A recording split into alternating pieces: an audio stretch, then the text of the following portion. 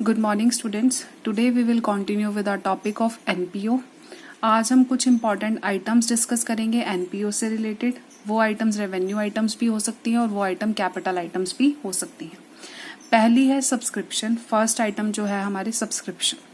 Subscription means चंदा। NPO जो है वो प्रॉफिट अर्न करने के लिए तो बनाई नहीं जाती, वो क्या है सर्विस प्रोवाइड करने के लिए जो है एस्टैब्लिश की गई हैं।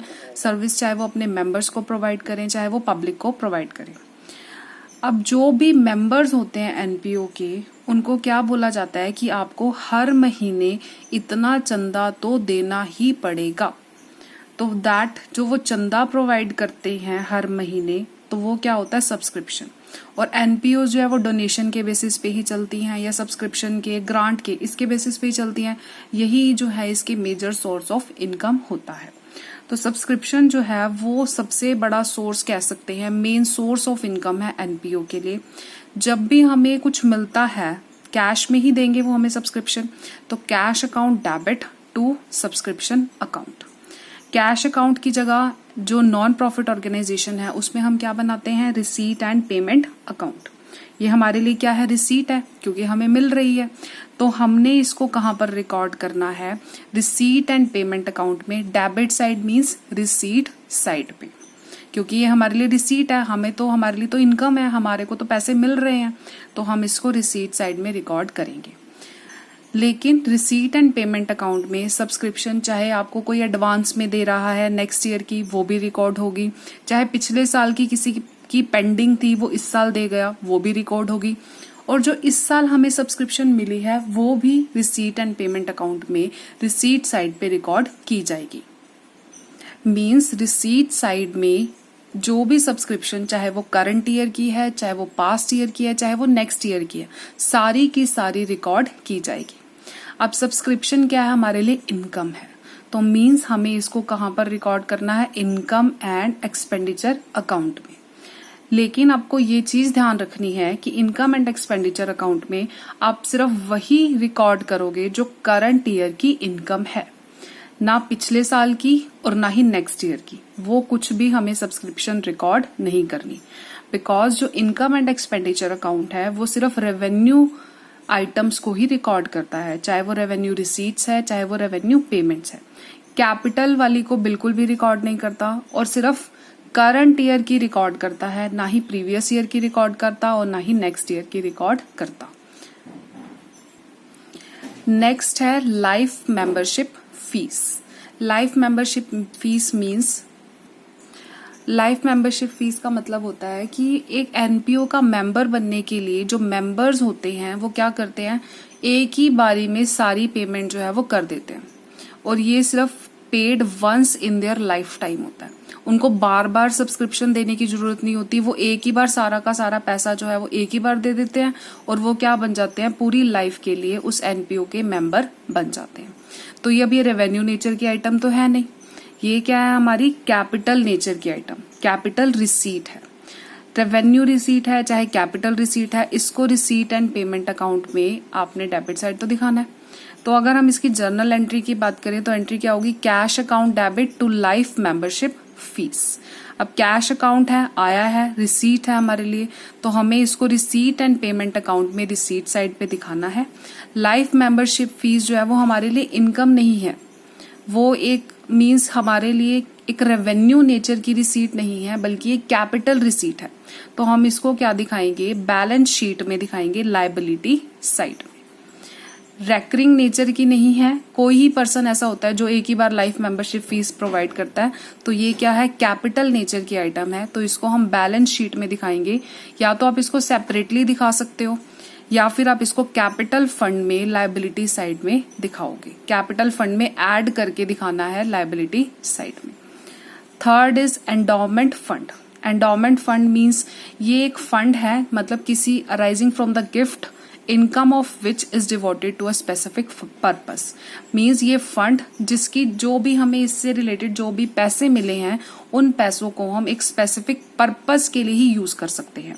किसी भी पर्पस के लिए आप इस फंड को यूज नहीं कर सकते, आप इसको यूज करोगे सिर्फ स्पेसिफिक पर्पस के लिए, जिस पर्पस के लिए उन्होंने आपको ये पैसे दिए हैं। तो ये भी क्या है, हमारी कैपिटल रिसीट है। इनकम नहीं है, बल्कि ये हमारे लिए लायबिलिटी हो गई कि आपको उसी पर्पस के लिए ही यूज करना होगा जिस पर्पस के लिए आपको ये मिला है। तो अगर हम इसकी जर्नल एंट्री की बात करें, cash account debit to endowment fund, तो ये हमारी कैपिटल रिसीट है। तो कैपिटल रिसीट्स को हमने कहाँ दिखाना है, बैलेंस शीट में liability side, income and expenditure account में नहीं दिखाना। कैश अकाउंट की अगर बात करें, आई है वैसे तो हमारे लिए रिसीट है ये, तो कैपिटल रिसीट है, तो रिसीट्स एंड पेमेंट अकाउंट में हमें इसको रिसीट साइड पे शो करना है। नेक्स्ट इज एंट्रेंस फीस और एडमिशन फीस। अगर आपको एनपीओ का मेंबर बनना है तो आपको एनपीओ का मेंबर बनने के लिए कुछ ना कुछ एंट्रेंस फीस देनी पड़ती है, कुछ ना कुछ एडमिशन फीस देनी होती है। अपार्ट फ्रॉम द सब्सक्रिप्शन तो हर महीने देनी पड़ेगी, लेकिन आपको एंट्रेंस फीस और एडमिशन फीस भी देनी पड़ेगी। और ये जो है सिर्फ न्यू मेंबर से ली जाती है, पुराने मेंबर से नहीं लेंगे एंट्रेंस फीस, क्योंकि वो तो ऑलरेडी मेंबर बन चुके हैं। जो नया मेंबर बनना चाहता है तो एडमिशन फीस देनी पड़ती है ना, तो उसके लिए ये न्यू मेंबर से सिर्फ ली जाएगी। ये भी एक इनकम का सोर्स है एनपीओ के लिए। तो अगर इसकी जर्नल एंट्री की बात करें, cash account debit to entrance fees to admission fees. अब कैश अकाउंट की बात की है हमने, तो यहाँ पर रिसीट एंड पेमेंट अकाउंट में शो किया जाएगा और किधर, रिसीट साइड में। अब एंट्रेंस फीस और एडमिशन फीस का दो तरीके से हम ट्रीटमेंट कर सकते हैं।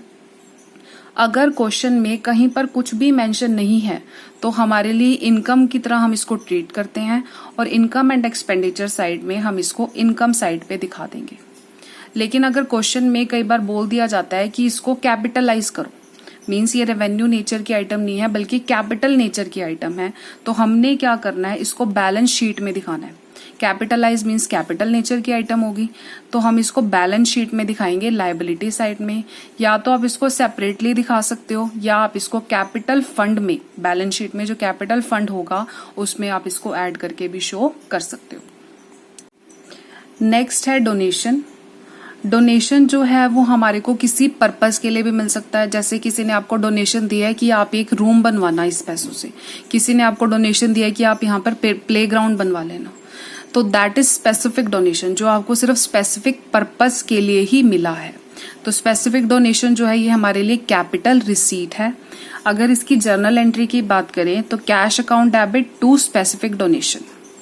अब कैश अकाउंट की बात है, रिसीट है हमारे लिए, है कैपिटल नेचर की। रिसीट चाहे कैपिटल नेचर की हो चाहे रेवेन्यू नेचर की हो, हम इसको रिसीट साइड दिखाते हैं रिसीट एंड पेमेंट अकाउंट में। अब कैपिटल रिसीट है तो कैपिटल रिसीट को कहाँ दिखाना है, बैलेंस शीट में लायबिलिटी साइड।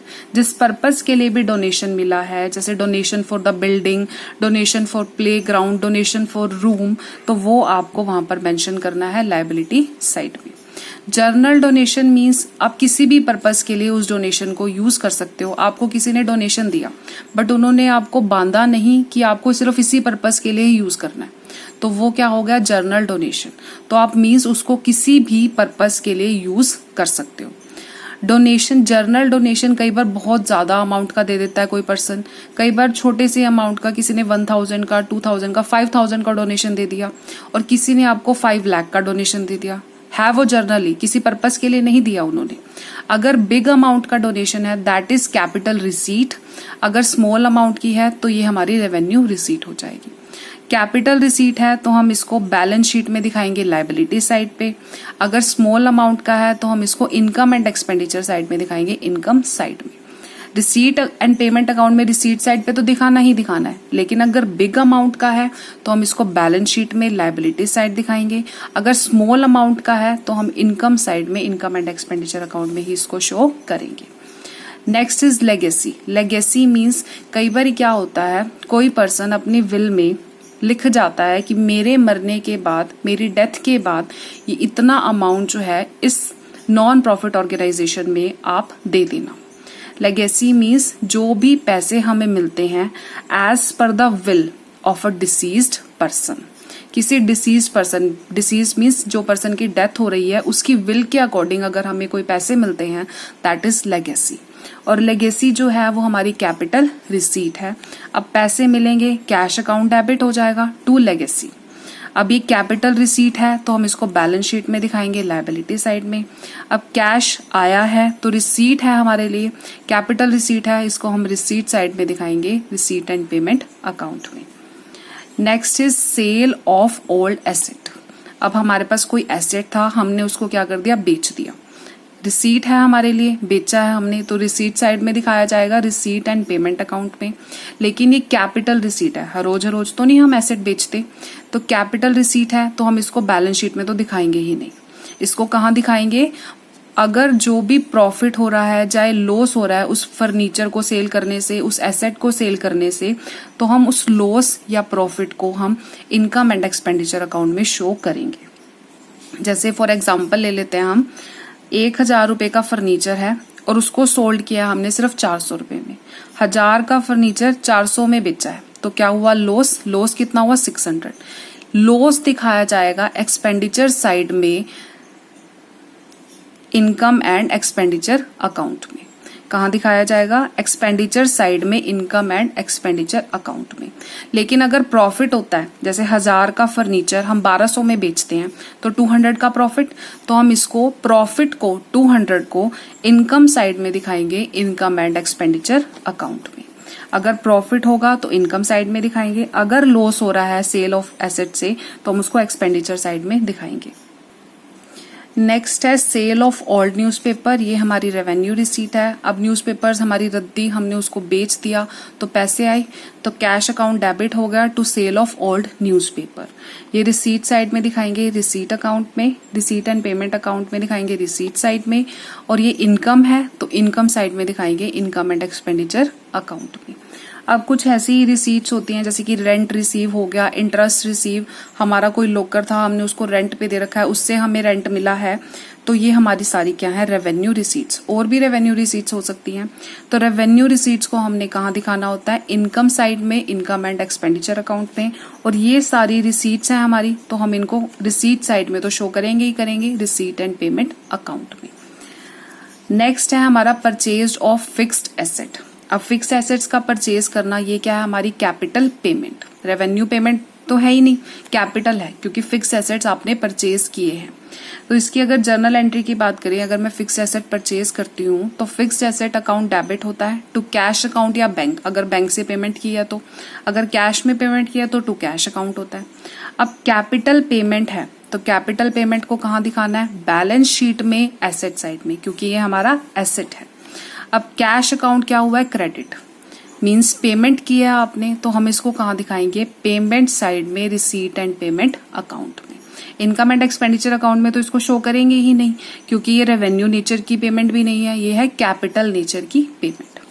नेक्स्ट है रेवेन्यू पेमेंट्स, जैसे कुछ होती हैं जैसे कि सैलरी पे करना, प्रिंटिंग एंड स्टेशनरी एक्सपेंसेस पे करना, वेजेस पे करना, रेंट पे करना, इलेक्ट्रिसिटी बिल, टैक्सेस हो सकता है, इंश्योरेंस प्रीमियम हो सकता है, टेलीफोन चार्जेस हो सकता है, लाइटिंग एक्सेट्रा।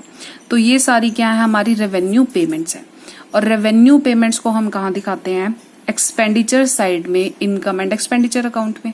खर्चे हैं ना हमारे, और खर्चों को कहाँ दिखाना है, एक्सपेंडिचर साइड में, और किसके, इनकम एंड एक्सपेंडिचर अकाउंट में। और पेमेंट साइड पे तो शो करेंगे ही करेंगे रिसीट एंड पेमेंट अकाउंट के। लास्ट है जो हमारा, वो है पेमेंट ऑफ ऑनरेरियम। ऑनरेरियम का मतलब क्या होता है, कई बार एनपीओ जो है कुछ किसी सेलिब्रिटी को बुला लेती है, किसी गेस्ट को बुला लेती है एनपीओ में लेक्चर देने के लिए। अब वो फ्री में तो आते ही नहीं लेक्चर देने के लिए, उसके बदले हम क्या करते हैं, उनको कुछ ना कुछ अमाउंट पे करते हैं, तो वो अमाउंट को हम क्या बोलते हैं, ऑनरेरियम। वो एम्प्लॉयज नहीं है हमारी ऑर्गेनाइजेशन के, बल्कि वो क्या है, गेस्ट हैं, हमने कोई सेलिब्रिटी बुलाया उसको पे किया, that is known as honorarium. और ये हमारा रेवेन्यू एक्सपेंडिचर है, कैपिटल एक्सपेंडिचर नहीं, रेवेन्यू एक्सपेंडिचर है। तो अब है खर्चा, पेमेंट की है, तो पेमेंट साइड में दिखाएंगे रिसीट एंड पेमेंट अकाउंट के। और हमारे लिए खर्चा है और रेवेन्यू नेचर का है, और रेवेन्यू नेचर के खर्चे को हम कहाँ दिखाते हैं, एक्सपेंडिचर साइड में इनकम एंड एक्सपेंडिचर अकाउंट में। आई होप आपको ये कुछ आइटम्स हैं वो क्लियर हो गई होंगी। Thank you.